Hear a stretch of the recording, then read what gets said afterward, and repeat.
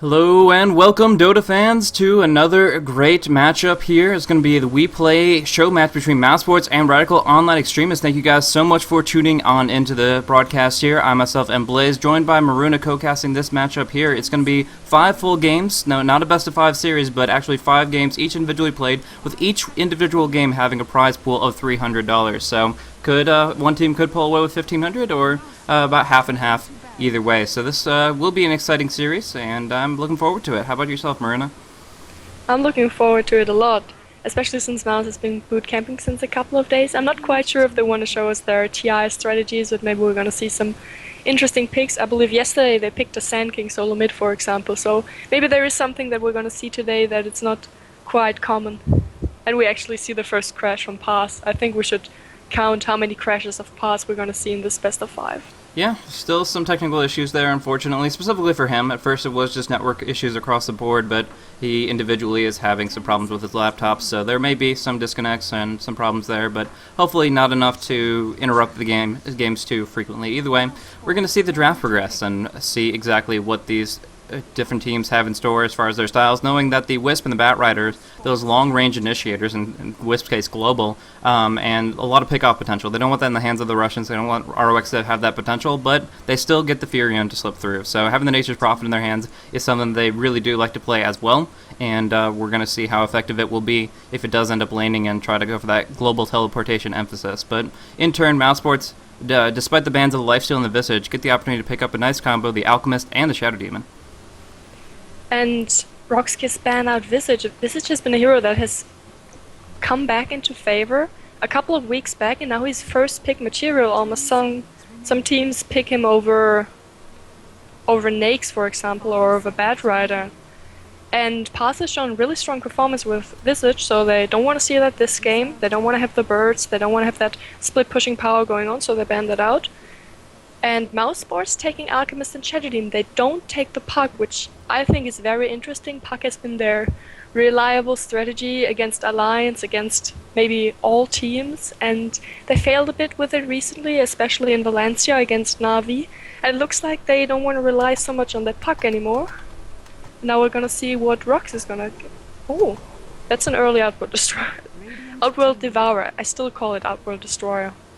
I will never get rid of that. He had too many names in history. Yeah, or even Obsidian Destroyer. It's just been so, like, tossed back and forth. There's even, what was it, Destructor? Demolisher, that was it. And that was the worst one. I love, yeah, the best part about it, though, was Reddit came up with a Bob the Builder hat, putting that on or Devourer, and he became a little demolition crew of his own. If they, like, changed up Arcane Orb to hit up towers, that would have been, like, making sense, but with this, no, not whatsoever. But still a great hero to have in the hands of either team, but in this case, RoX is able to pick it up here, and this will give them a lot of control on the mid lane. It forces Mousesports to shy away from pickups like that Puck and move in towards some more right-click oriented mid laners, such as like a Kunkka or maybe a Beastmaster who can just get his axes out early and still be able to cast a spell at the very least, despite the intellect reduction. So yeah, the OD will be able to control the mid quite effectively. It's interesting that RoX picking it up, they've actually run BZZ on the OD in the mid sometimes, and otherwise they just run one of their stand-ins in place of Solo. So yeah, that is definitely going to be controlling and guaranteeing some good CS in the mid lane and possibly shutting down their opposition. But the real question is, how early is that mechanism going to be picked up if the OD does go for it, and how quickly they can turn that into powerful team fight and push potential? I actually think Outworld Devourer is strong mid, but it's not something you want to avoid completely. For example, I can still see Mouse putting a Puck against it. They've done that before. You're going to lose the lane, you're going to lose it harder the later it goes. But if you stay a little bit out of range, you're not going to get in trouble, and you're just like a windrunner on an offlane. You get experience, you get a couple of last hits with your orb, and as long as you win your other lanes, it's going to be fine, because Puck can do a lot with just his ultimate, for example. Fair enough. So I guess that the real issue is whether or not he'll be able to get farm for key items like a Blink Dagger in that type of scenario. Do you think Fada's Puck is just that darn good that he's going to be able to accomplish such a thing if they do decide to go for that option, or should he just try to rotate it around to something that isn't reducing its attack damage with each individual Arcane Imprisonment or Astral Imprisonment? I actually think we're going to see a Puck ban out from Roxo just because they're so good with that hero, and I think they want to avoid that. If they don't, then they must have a strategy in mind that is more than putting Outward Devourer mid. Because Park has been destroying many teams, including Alliance.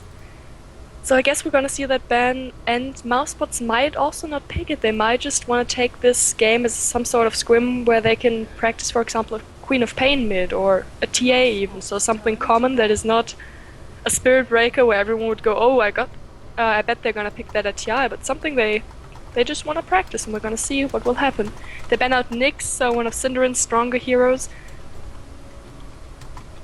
And now Mousesports is gonna ban out Coddle. So there we go. It's a fast draft, and okay, no puck. There we go.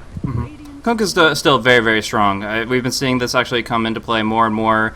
First in the Eastern Asian scene, just picking it up so that they could have the potential of Kunkka's rum with the ship. Of course, he's just great with a second point and X marks the spot. You can guarantee some lockdown with the torrent, with the boat, and that can be very, very effective in of itself. But the big thing was about sustainability with the buff that the Ghost Ship provides. But in this situation here, it's mostly based on the matchup.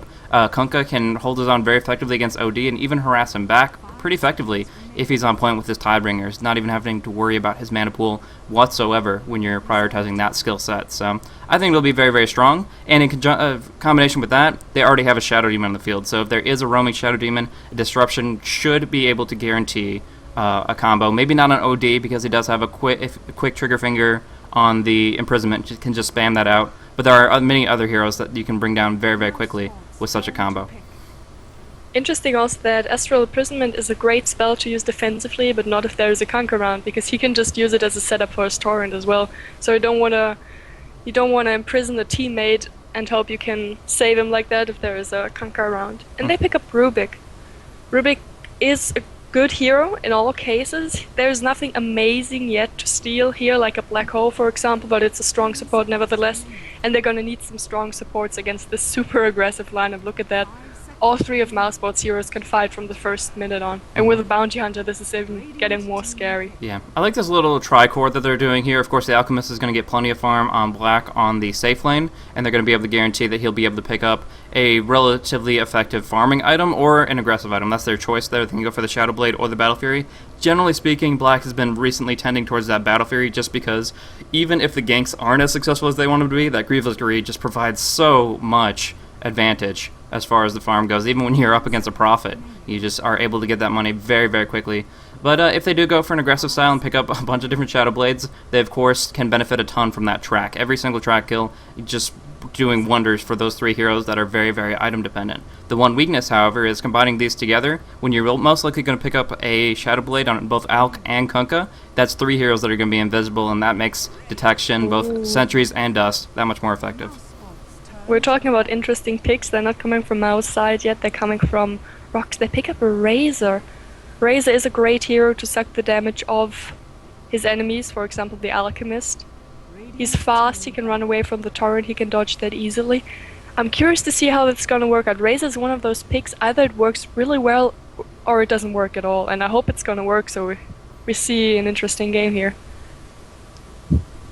Yeah, I'm curious to see how it plays out. I mean, of course, the Razor is great as an kind of anti-carry. It's going to be able to drain a lot of damage from anybody that he chooses through the static link. And the thing with Mousesports is, with their engagement style, their initiation style, the Unstable Concoction, the boat, when they throw their spells out, they want to follow through with them. They want to go in right on after that.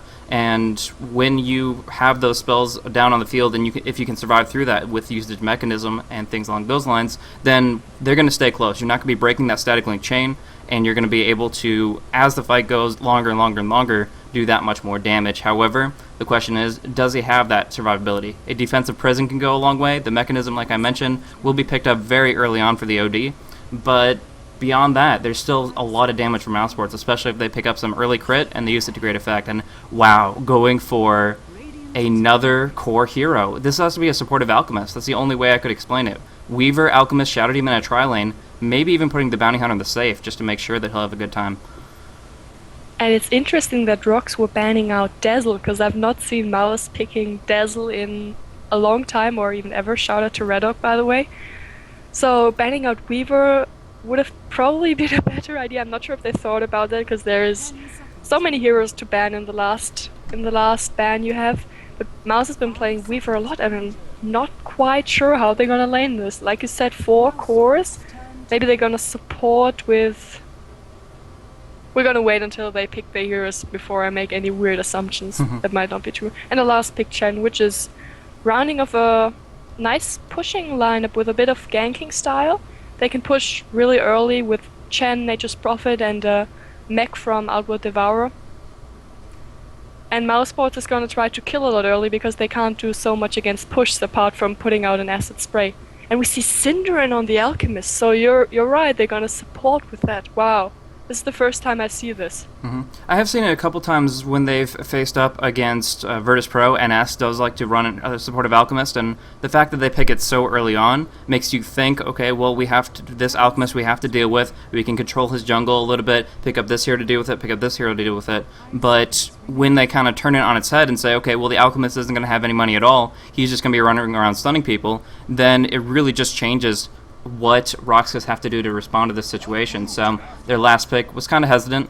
They still end up going with that Chen pickup, and we'll see how it pays off for them. But they know that the clock is ticking absolutely, because the more money that goes into Mousesports' hands, the more difficult it's going to be. Luckily, they do have great push. Like, they did pick up the Chen. They do have the Nature's Prophet, who has a couple clarities. That could mean that he's jungling, could mean he's offlaning, but the point is that they need towers fast. So tier 1 tower early on is very possible with Chen against Bounty Hunter because he has no counter push. But if they do go for the aggressive tri-lane, as I'm thinking, Mousesports going Alchemist, Shadow Demon, and Weaver, all 3 bottom, it's going to be very, very hard for RoX.KiS to keep that lane stable. Now, while we're talking about Mouse, I'm quickly going to run over the players, and we're going to unpause as well. So we have Cinderin playing on the Alchemist, very unusual side. We have Fata on the Conquer, he's gonna go into the mid lane, Koikva on Bounty Hunter, Black on his Weaver, and Paz playing with Shadow Demon. And maybe we're gonna not unpause. Yep, still, no, it looks There like we we're go. good. But yeah, over on RoX.KiS' side, we're going to see BZZ is perfect running on the Razor. Yul is going to be picking up his Chen. High Jekyll, which is a stand-in, is going to be running the Outworld Devourer. And we do have Valenscore supporting it up on the Rubik, and Tron is going to be on the Nature's Prophet. So that'll be pretty interesting here. Yeah, I think it should be a top lane, because he should be going in a 1v1 matchup. But the question is, no, they're going to be going all tri-lane top. So the big intention here is, of course, shutting down the Nature's Prophet and getting plenty of farm on Black's Weaver. So defensive plays, that does mean the tower is going to be forfeit. That's the big decision they have to make there is, do they want to get less farm on their carry or give more towers early on to RoX.KiS? And Bounty Hunter, unfortunately, he's full single target, no anti-push. And as a result, this tower should be dropping down within 4 minutes of the game.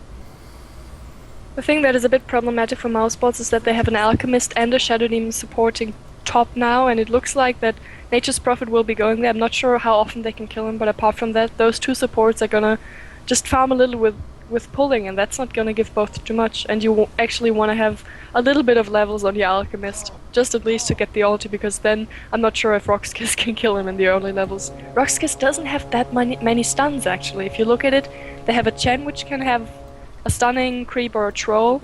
They have an Outward Devourer, if we count the Astral Imprisonment as a stun. And they have Rubik, and that's it. So Alchemist, if he has his ulti on, he's just gonna run away. He's gonna survive that, even as a support. As a matter of fact, all of Mousesports have a great survivability. I'm glad you mentioned that. I mean, looking at it, I was talking about Kunkka's Rum providing a huge amount of effective HP increase. But on top of that, like you said, Chemical Rage, great mobility, great durability, invisibility in the Bounty Hunter, Weaver with 2 great survivability cooldowns, and the Shadow Demon with the defensive disruptions. On top of all that, when they do get that going, it's going to be really, really hard to bring just about anybody down if Mousesports is on point. As far as the early game and RoX.KiS' survivability, I would say the High Jekyll is actually going to be pretty vulnerable here if there is some good rotation from Mouse. If there's an early smoke between Paz and Cinderin, they could easily be getting a first blood on him.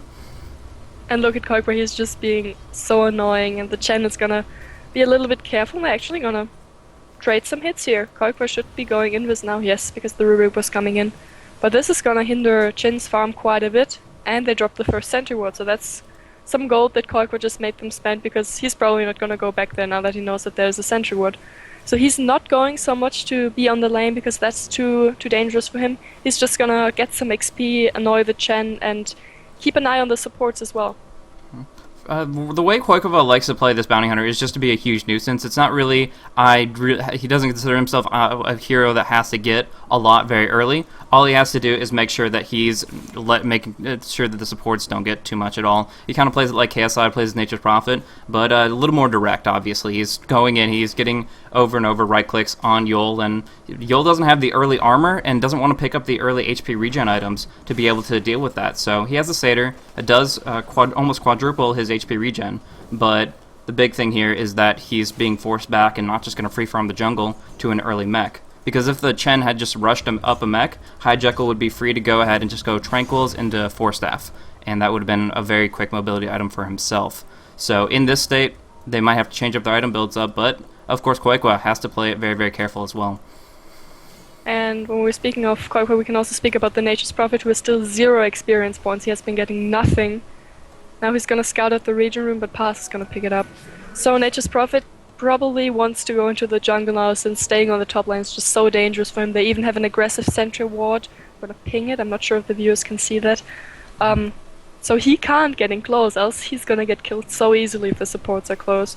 And Syndra and Pass are just trying the best to keep those annoying little treants out of their jungle. Yeah, but those treants are actually doing quite a bit of work here. Looking at their positioning, they're actually going to block off the neutral. I'm not sure if this camp has spawned off a single time. The way KSI plays his Prophet, the same exact way Tron's playing it right now. Keep the treants right in that spot. If the pull camp never spawns, all they get to pull from is that stacked easy camp, which Paz has made use of, but still it's not going to be as much experience as they would want to get, because these supports get a lot more useful if they get some levels. The Demonic Purge, getting higher ranks than the Unstable Concoction, that's going to be make or break a gank later on in the game.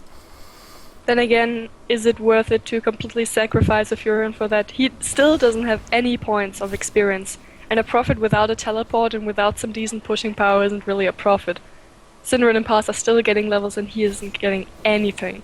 Now he actually got 80 experience points, so he's close to level 2 now. So he is definitely getting something out of it, but not nearly as much, and he actually might be susceptible to a big gank here. The Concoction will fly out. He's not underneath the tower, so he's not safe here, and it looks like Black's damage will be sufficient. Oh, has to go in for one more right-click or Shikuchi. There is going to be first blood for Black, and that is going to set him up very nicely. Oh, wow, Black's gold. 1,800 stocked up. That's ridiculous. You always wonder where it's coming from. For some reason, I just feel Black gets different gold values for last hitting. And actually, Koikwa is still level 1 as well. He has less experience than the Prophet, so we shouldn't be trash-talking the Prophet so much. Koikwa isn't doing much better. And now he's getting ganked by solo Chen. Yeah, he has Chen's the haste ring. Oh, nice torrent though, forcing Yol back. One misclick that happened there was Yol tried to smoke the bounty hunter rather than dusting him, so 100% wasting that part of the cooldown and, of course, the 100 gold. But the big thing here is that he just dumped 280 gold on the ground, and bounty hunter still walks away scot-free. So he's not getting much. That's absolutely correct. And unfortunately, compared to the Nature's Prophet, he's not going to be able to buy a Midas later on to rebound. It just isn't in the cards for his item build. So Koiko definitely needs to change his strategy now that the lane is pushing, and just try to soak up as much experience as possible, move in towards that track. But all in all, still being rather effective. If we look at the sports levels, Cinderin and Paz have been hit pretty hard, but at least Vonskor and Yol aren't having outrageous quantities. Now, we see down at bottom, Cinderin actually making a rotation. Acid Spray alongside Koikova pulling the lane back, and they are going to actually try to defend this tier 1. I love this. They didn't have to go for the aggressive try and sacrifice Weaver's farm, but they still get to defend their tower. Now going to go charge up the Concoction, dropping very low though. BZC's right clicks, out of this world. Arga is going to be able to get a double kill, and with those kills, they might be able to try to go for Concoction TP, but more likely this tower is going to drop ridiculously fast. Nature's Prophet finding his level 3, adding his Basilius to the push, and they're going to be able to bring down this tier 1. Triple kill, actually. Man, that right click. I underestimated it, and obviously Paz did too. A BZZ with the Eye of the Storm, and with his current item setup in the Drain, it's just so much physical damage that even Paz could not hold to it. Oh, he doesn't have Disruption skill. That's exactly why. I was about to point it out. He doesn't have Disruption. He skilled Shadow Poison to help with the small stacks they had in the jungle to be able to farm that. And not having Disruption in a small team fight like that just cost them a lot. 3 of their non-cores died, and they all are level 2 still. And they're falling behind in terms of experience and in terms of gold. And now Koikwa's in trouble again. Huge trouble. A lot of damage going across. He's still going to be able to invis safely under his tower outside the range of the Sentry Ward, but yeah, that is a huge problem. Pause not having this disruption cost him his life against the Razor, that's for sure. He would have been safe under his tower otherwise, but could have also helped out in that 3v3 as you mentioned. If they were able to turn around, get one kill, or at least break the Razor's link by disrupting him and walking away, that would have changed how that engagement played itself out, but unfortunately, he had to farm the jungle, he had to get some experience, it just didn't bring him to his level 3 fast enough. And that suddenly reduces Mouse down to 2 core heroes, and Weaver is not a hero that quickly comes over and ganks the enemy team with you. He wants to farm a little bit. He has a Hand of Midas. So he realized they only have 2 core heroes with Kokra not doing so well, so he's gonna do twice as good now.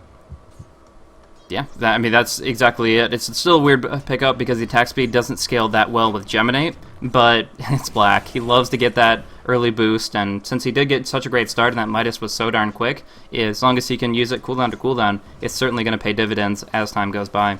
Now controlling the lane pretty well. Tron won't be able to actually hold here. Like, Black can always harass him back if he goes within auto attack range of the creep wave. Now, it hasn't heavily pushed. Tron should be able to get some good experience out of this, but in general, Black is going to feel free to dive this position. There was a little gank attempt in mid lane where Alchemist threw out the stun towards the Obsidian Destroyer. Outward Devourer, damn it. But he imprisoned himself. I'm just gonna call him OD now. I'm never gonna get it right. It's just habits. Radiant's top tower is under attack. But and now Weaver is diving a little bit. Black is getting a bit ballsy. He feels safe, he has his ulti, he has Shukuchi, and Nature's Prophet needs to back off. He doesn't dare to stand against Black. Exactly, and that's the level advantage, of course, and the fact that Weaver is just so pesky. If they don't have detection down, the Nature Prophet didn't bring sentries, and he can't punish aggressive Shikuchis. He's just going to move in and out very, very quickly, and as long as he has mana to work with, he's always going to be able to punish that position. Now moving into the jungle to Midas up, most likely held our Smasher right here, and yeah, going to feel very, very good about that decision. Now Koikova, though, in a bad spot, gets prisoned up, and we might be able to see a kill. Oh, they don't? Not at all? Wow, they really need to invest in that, but for the moment, they're going to see the Torrent not hit on anything. There's going to be a Soul Catcher going across, but he's just going to be testified back to base here. That was a little bit chaotic from both sides. Could have gone to kill both ways, but then it didn't work out. Obsidian Destroyer, however, has a mechanism now, so we're going to see him going for probably a 4-staff next. And actually, we thought that it was going to be a fighting lineup from Mouse, but they rather want to get some levels. Now Synderen is farming on top with Black, and where's Paz? Paz is walking across. Kanka and Shadow Demon is such a beautiful combination, but they haven't quite got to use it yet. At least Shadow Demon has 1 level in disruption now, so maybe we're going to see something happening in mid now. Yeah, there is that possibility. Of course, it's still very difficult to take down the prison. You almost want to like fake out a Torrent. I saw a cool move from Demon from EG a little bit earlier. He was Kunkka against an OD and went for the X marks the spot and fake casted a Torrent. And in response, the OD actually prisoned himself, setting up the follow-up Torrent. So that is definitely something that we could see here. As you're mentioning, that defensive ability still is great setup for heroes like Kunkka, Lina, stuff like that. So they can punish it pretty well if they time the 4-second banish correctly, but we'll see. For right now, Black farming away, going to be able to pick up a Lincoln's with relatively... Actually, I saw a boat going in the mid lane, but he's going to prison on out of it. Still in a great position to punish him here. They don't have mana for the Torrent, but they get the Soul Catcher off. The right clicks are there, but High Jekyll, with that mechanism, still feels safe and sound. Mouse up, pulling back the little gold advantage RoX had, mainly because the reason that Synderen can pull now, Nature's Prophet is no longer microing his treants up there. And oh, bottom lane. Yeah, so Synderen going to try to turn around this gank with a nice little Unstable Concoction TP stun. Yeah, Tron is going to drop down, but Bounty Hunter already picked off by 3 heroes coming on in. Synderen does get finished off, BZZ, having 112 bonus damage. And is just able to rock him very, very quickly. Black in a bad spot, can't even get his ultimate off. Oh, just caught out with that Sentry Ward under the tower. He knew it was there, but just didn't expect that much damage. And now they might even get Fata for their trouble. Telekinesis up, dropped on down. They will be able to right-click him with that ultimate, the Insanity's Eclipse, going across, and that is going to be a Tier 2 tower kill as well. Huge advantage coming in for RoX.KiS, and the biggest issue is the heroes that are ready to fight are so under-leveled. Shadow Demon level 5, Bounty Hunter level 4, they can't get in this, and of course, some aspect of that was the 1-by-1 trick that some people fall into, is they try to save one person, but they're dead before you can actually do anything about it, and then you keep on committing to a fight while you're at least 1 man down, and unfortunately that meant Mousesports could not take that away. And while Mousesports has a bit lower levels at the moment, they don't quite have the damage yet to bring down RoX, and RoX has 2 heals. They have the mech and the Chen ulti, and they're not afraid to use the Chen ulti offensively. Because you don't wanna TP in against a team that is so healed up, and nevertheless Mouse did. And now now the gold advantage is going back in favor of RoX. They're just so poor. Let's look at the levels. Koikra is not level 6 yet, and Paz is not level 6 yet. Nature's Prophet isn't either, but he's gonna be in 1 creep. Yeah, and he is moving in towards that Midas, so he'll be able to pick that up. Technically could be treads, but generally speaking, that's how you want to rebound, is by picking up, even if it's like a 14 to 16 minute Midas, it's still going to be effective because you are needing that dedicated 2.5x experience per charge. Cinderin trying to do some acid spray work to counter push a little bit here. It's doing some work on the Treants, but Chen just continues to push, and they're going to have to bring in a little bit more. Bata has half his mana at his disposal. Torrent does connect on a few, but tower is dropping very, very rapidly, and right now Mouse don't have a full answer. Black is farming on top lane, has a TP scroll, but they have to commit to defending this if it's going to actually stay up, and they can't, unfortunately. Actually going on in, they do get the Shikuchi to set up telekinesis, and that is 1 dead Kunkka, unfortunately for him. The Kunkka's Rum, not going to save him here, and High Jekyll going deep. They actually saw Alchemist stun himself and pick him off very, very swiftly, setting up a guaranteed tier 2 tower. This is just looking devastating for Mousesports. They want to be able to make this game last as long as possible, but half committing to these fights is what's costing them. Black is farming as fast as he can, but they, like I talked about it during the draft, they can't defend those towers. Like I said, they have the Alchemist Cloud, and that's basically it. Shadow Poison is not the best ability you want to have if there are 5 heroes pushing your tower with a mech and a Chen heal, and a ton of Chen and Nature's Prophet creeps. They need to find an answer. And now RoX is getting out this aggressive warding, they start to de-ward, they start to put out sentry wards. They're probably gonna go for Roshan soon, but now they're looking into the top lane where Black is farming, and they ping him. He's running out. He knows there's something wrong. He's safe. For the moment. We'll see how it plays out later. Of course, they're going to be buying detections by the bucket loads. Right now, just starting off with Dust, but they're going to be looking towards a Geometry Slide as soon as they feel safe to carry it. And when that gem is on the field, suddenly these heroes get that much less survivable, and that more likely they're going to be dropped down in every single engagement, unless they start getting some big items very, very quickly. But speaking of, Razor finding his Black King bar allows him to stay on any target he chooses. He puts the static link on top of them, and he has the movement speed right now, even with only 1 point of unstable concurrent, to stay on top of just about anyone except for Black's Weaver. Speaking of items, if you can quickly bring up the item chart, then the viewers can see it as well. Chen is going for an Aghanim Scepter. Outward Devourer has finished his 4 stuff. Mouse has nothing. They have a Hand of Midas on Black. Yeah. That's basically all they have. Even the Kunkka, who was farming in mid, only has a bottle. Does he have anything in the core? No. Kunkka is poor as well. They're now only relying on Black and some good fight positioning to come back from this, else it's gonna get difficult. Yeah. I mean, that's exactly how it's going to play out, is they're going to lose tier 1s, and then they have to draw the line of that top tier 2, and if they don't, then they're going to be pinned in their base, and all RoX.KiS has to do from there is just choke them off of the farm and kind of drown them out as far as that advantage. Now, as far as you were mentioning the Chen picking up the Ags, first of all, Point Booster is a great item pickup just to give some extra durability, and if Chen doesn't drop early in a fight, the Hand of God, at least just guaranteeing that, means that they're going to be so much stronger in the engagement. But on top of that, if he does actually finish the Aghanim Scepter, one great passive that synergizes with them is the OD's Essence Aura. If you can spam something out on 30 seconds, but you get most of that mana back because of the OD, you're just going to be able to just keep those heals rolling, and it kind of allows them to go for that continuous, consistent push every single creep wave. So Mouse actually had a nice attempt of trading the mid tower and the bottom tower against their top tier 1 and tier 2 tower. They defended the tier 2 tower, but unfortunately both towers got denied.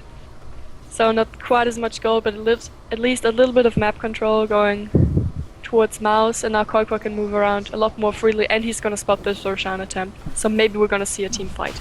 Yeah, Dire has vision. They definitely know about it, but it's very, very difficult to engage from this kind of position. There's no good steals on Rubik just yet, but again, they have the Hand of God, they have the mechanism, and they have the Sanity's Eclipse. Considering the int treads and the force staff, it's still a very large amount of intellect advantage that OD has. So I don't think Mouse feel comfortable about this at all, especially considering how the past fights have gone. So they're just going to have to let it go here. Aegis Immortal likely to go to Razor. Could go to the OD technically, but it looks like Razor is going to be the hero of choice. They dusted just in case Koikova tries to go for a snatch, but it's not going to happen. And now Nature's Prophet is back in time to defend the top lane and crush Black's and Koikova's hopes here. And Black hasn't even finished his Lincolns yet. They really don't have any items. They need to step back a little bit now. They need to start farming the jungle as good as they can, or just kill off the Nature's Prophet on top lane. That's a track kill. A track kill gives back a lot of gold, and here we go. Yeah, that's 3. So that's something. That's 2 extra heroes in range of the track kill, along with Bounty Hunter getting that bonus. And on top of that, the Nature's Prophet Midas was just coming off cooldown, so the death duration subtracting from that. Wait, they just used the boat? Why did they just use the boat? I guess creep clearing. They weren't. The thing about boat right now is it's on a very low cooldown, and Fata was going back to base anyways. So I actually have seen quite a few farming boats. It seems a little weird because it's such a great initiation tool, but in 60 seconds, not too shabby. So Fata throws it out. Not going to cost him anything though. But it looks like RoX.KiS want to put pressure on top lane. And Mouse is currently 2 heroes in the bot lane. They should be, if they want to defend this, they should go there now. Black is scouting it out. He knows it's there and he should be careful. Do they have a gem yet? Do they have any sort of true sight? They do they have a gem on OD. Ooh. So now Black and Koikoi need to be really careful. I don't think they're going to defend this. They are going to try to push mid, push top, and let this one go. They can't defend it anyway, with what abilities? Exactly. Look at that acid cloud, it's not dealing any damage, not even to the small skeletons. It's rank 3, but yeah, you're right. It's just not even finishing the job. It's barely forward enough. Like, he didn't want to get in too deep in there because there is the 4-step telekinesis that they've been dealing with. But the big thing that Black's doing here is creep cutting and making sure that the reinforcements will not arrive, which makes it more possible to defend this tier 3. The tier 2, they could afford to lose that, but the tier 3, if that falls, they're going to be pressed towards the GG. So right now, Acid Spray doing a lot. There is going to be a forced Astral Imprisonment now coming out with the boat right on top of him. Can he force staff out of it? He does. Razor going in with the BKB hardcore onto Cinder. He can't throw it back. He's going to end up stunning himself. Yeah, oh, goodness. He just gets dropped down by the right clicks. Fata falling with him very, very quickly now. Black in the midst of things. Has the time lapse back immediately, though. He is so squishy without that ultimate orb. And now he's paying the price. BZZ doing a heck of a lot of damage. High Jekyll gets tracked, gets sent back by the X marks the spot, but I think he still might get out with that force staff. Very, very nicely done for them. And actually, they have a positive boat buff. So Rubik was able to steal a boat. I didn't stun anybody, but it was able to provide them the survivability to get OD out of there on non-fatal HP. So he is tested phase back, and that's actually no casualties other than the Aegis the Immortal. Mouse holds the tier 3 at least, but RoX.KiS can just wait until the BKB for Razor is up again and then go. They are gonna push out bottom again, they're gonna push out mid again. They're so dominant at the moment, you just clearly see that having a couple of good items just makes the huge difference. If Razor wouldn't have had that BKB, that would have been a completely different fight. But with Cinderace having almost no items, if he doesn't get off his stun, he's basically useless. The Acid Spray isn't doing so much at this point. RoX.KiS are just too tanky. They all have some sort of tank items. They have 2 heals, like I said before. So Cinderace, he was trying to get it off last fight, then Razor BKB'd. He tried to run in towards rocks so that the little AoE stun would catch someone else, but he wasn't fast enough. Razor just deals so much damage at this point. Exactly. And along with that, Cinderace not tanky at all. I mean, looking at his 3 armor, he's not able to pick up any big items to improve that, and even though he gets some bonus HP from his Chemical Rage, it's very, very inconsiderable when you consider the Eye of the Storm piercing through his very low base armor and making sure that he's taking actually amplified physical damage instead of acquiring that mitigation. So, not a great spot for him to be in. Now Nature's Prophet going for a TP, gets cancelled out though, but High Jekyll in a very, very aggressive position here. And now we can actually just think about what didn't go so well from us. I think the Bounty Hunter didn't do as well as he could have. If you look at him, he has 1 assist and he died 2 times. That's all he contributed to this game. There has been this 1 track kill on top lane that we saw, and that has been it. I'm just wondering if they would have picked a Windrunner or even a Clockwork, if he or she wouldn't have done better at the bot lane. Yeah, it kind maybe farming a little bit with a power shot or a rocket, because Bounty Hunter, apart from being a walking ward, he isn't doing so much at this point.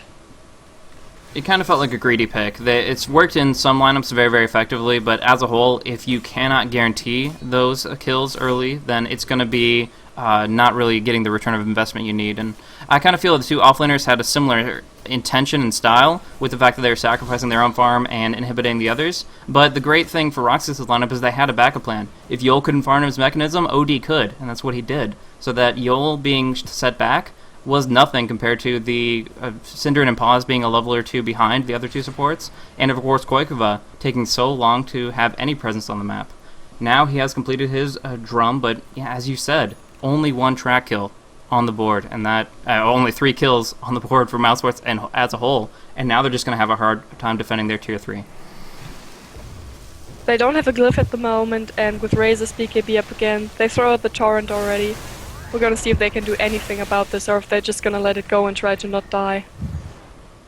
They do have Linken's on black. He will be able to survive through one single target spell, but beyond that, not too much going well for them. What did Rubik steal? He was able to pick up a track. That is huge. Wow. The fact that he didn't shadow walk that is actually really, really unfortunate. In some scenarios, Koikova is such a great player, but in this case, giving away something completely unnecessarily. Yes, it doesn't give them vision because they already have a gem, but that track gold.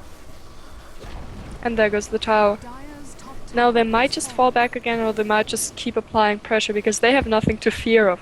There's nothing that's gonna happen. There's no big ulti from Mouse that's down at the moment. Mouse has everything, but they don't fear that. They don't fear the boat, or they don't have that many. If you look at it, they have a Weaver ult, a Bounty Hunter ult, and an Alchemist ult. That's 3 passive, sort of, also defensive ults. Sure. So there's nothing to fear.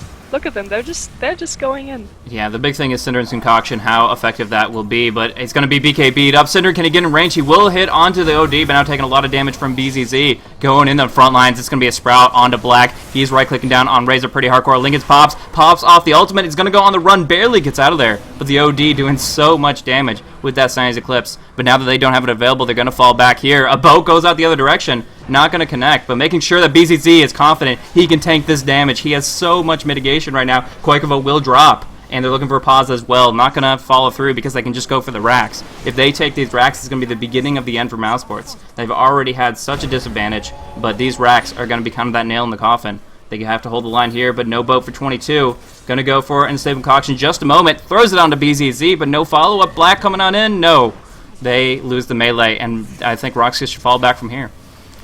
If Mouse can't defend with all their ultis, they can't defend without it.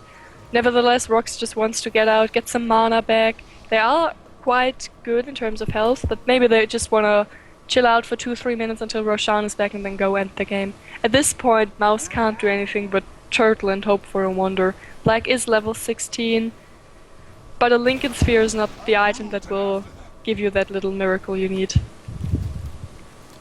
Tough position to be in, for sure.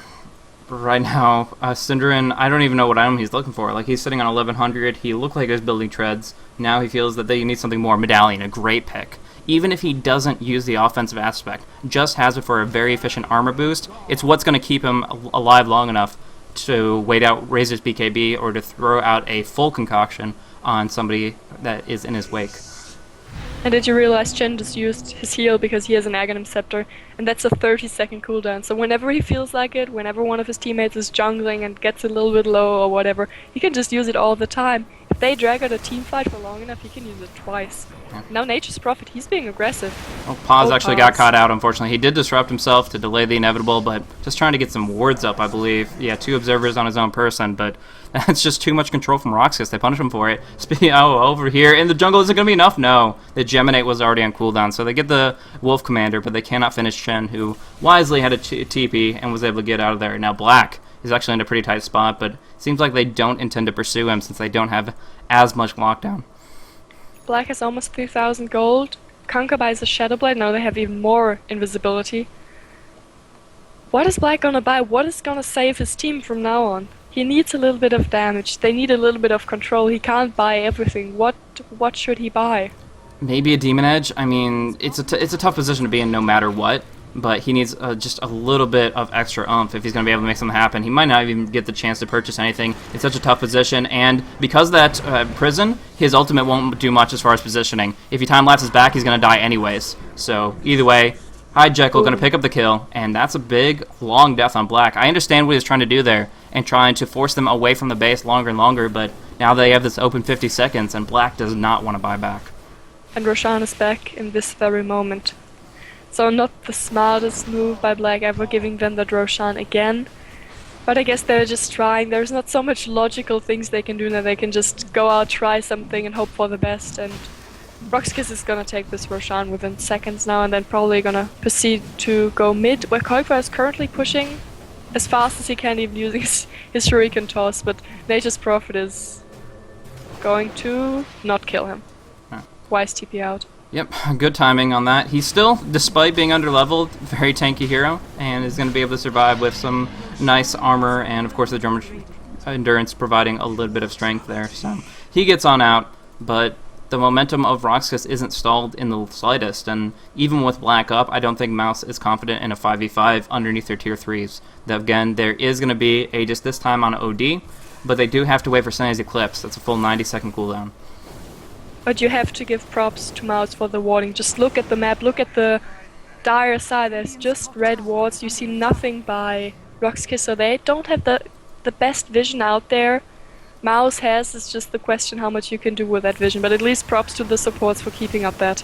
Yeah, definitely good intentions there, just trying to make sure that RoX.KiS doesn't have vision. They know if they place too many obs wards, they're just going to be dewarded by the gem, but putting out the sentries and making sure the opponents don't know what's going on will give Black opportunities to do what he's doing here and just put out pressure in the mid lane so that if RoX.KiS doesn't make a move soon and they hesitate, that they'll be in a lose-lose situation. But now they take the high ground, they're going to go in for this tier 3, but the creep waves aren't there. Chen provides his own, so does Nature's Prophet. There is going to be a torrent coming on out on Razor. Does have his BKB, does have almost a heart complete, but Weaver still pushing the mid. Flying in. There we go. Hard and Chen heal, and back to full life. It's so easy. There goes the tower. However, Koikwa finds the courier, so that's something. Yeah, cute little play I was by him. waiting for that. I looked at it was flying out from the base, and it was flying back, and I was just waiting for Koikwa to see it.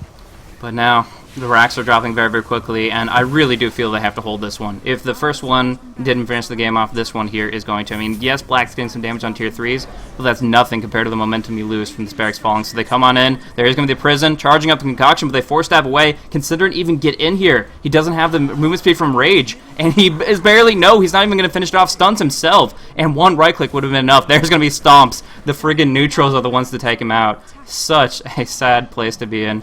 Either way. Now RoX.KiS back off, only to be hand-to-godded over and over. Yol does not have his TP, though, and Koikwa is on the chase. Blue coming in, and Razor has quite a bit of movement speed, but might not be able to help him out here. Koikwa took a lot of damage from the Test of Faith, and is going to be hit by the Plasma Field. Last right click to go across. Koikwa really, really, really wants this kill. He might suicide for it. We'll see. Janado Strike coming through. One last hit with that Shuriken. Now heading for the hills. He will, of course, fall, but still picking up a track kill for himself. Meanwhile, though, Black getting locked down. The killer was Rubik. Taking the mid tier 3 tower. Something. So trading a little bit, but considering what OD and Rubik just bought, it's not getting much better. I don't see them coming back from this, to be honest. Now RoX is grouping up and they're going mid. There's a hard, a Yasha and a BKB on Razor. How are they gonna stop this? They have nothing against it. So here it comes. The final stand of Mousesports. Respawn on Bounty Hunter in 7 seconds. Respawn on the Weaver in 10. The fortification comes out, and this is the end of the line here if they cannot hold it. The torrent comes across. The creeps are dropping very, very quickly, but Hand of God brings up at least the Chen's neutrals back to full. Concoction flies out on High Jekyll, but he has that Aegis. He's not too concerned. Desolator out on Black. He's going to be able to do so much physical damage, but will he survive long enough to actually make use of it? Here we see this Concoction thrown the other way. Bada lift it up, taking a lot of damage here. The OD did get dropped down, coming back up in a few seconds. Rubik has dropped. ZZ is perfect on the front lines, but is Demonic Purge and won't be able to pursue. If they can get back and heal up from all this mess, they might be able to get on out of this, but Black dropping down to 5 HP. That boat barely keeping him up, but he will Shikuchi under the Sentry Ward, and he will just barely escape. Meanwhile, though, they do lose Cinderin. He buys back, gonna get the Concoction out into BZZ. Can they follow this up? Hand of God, it doesn't look like it. The Torrent comes through, but the boat not up for 15, and the racks are dropping. Going for the range racks here. If they can take this, they're just about done with game 1. But they cut their losses, they fall back. Black in pursuit. Knows that one was probably sent back, and in this case, absolutely correct. Now OD down to the south, Chen up to the northwest. We'll see where he tries to pursue in just a moment. Going up into the jungle, gonna cross paths with Chen. He might be able to find Yol. No! He moves to the side, and instead, Black goes face to face with Hyde Jekyll. He has a sheep, he has a forest, gonna pursue onto Black, but that is a very, very fast Piglet running across with Shikuchi active and going instead on Yol with the Desolator's enough damage to pick up 1 kill for themselves. And now in pursuit of OD. Hyde Jekyll, what you doing here, man? Gonna pop off the ultimate. Time lapse out from Weaver, but Hyde Jekyll will fall in just a moment. Drops down the Sanity's another waste. The ultimate gone. Oh, the gem. The gem is on the ground. I don't think Did they saw see it? Oh, there's too much green. They dropped down the acid spray. It's in the acid cloud. Maybe they're gonna find it, but I think Black chose out of all 100 items or how many they are, he chose the one right item that just got them back into the game actually. The Desolator is doing so much damage and it's gonna be so great for his little pushing attempts that he does. It's it so harsh to say though that they're better. back in the game when they have 2 range racks against Nature's Prophet. Well, at least it was some sort of maybe a slight comeback. If you look at the gold, it dips a little bit. Yeah. I've seen comebacks from this amount of gold.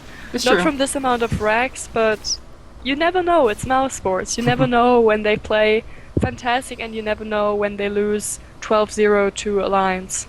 Well, they'll certainly go down fighting at the very least. Sanjin Yasha comes out from Razor for the mobility purpose, if nothing else. He's probably going to turn to BOTs next and then go for a butterfly.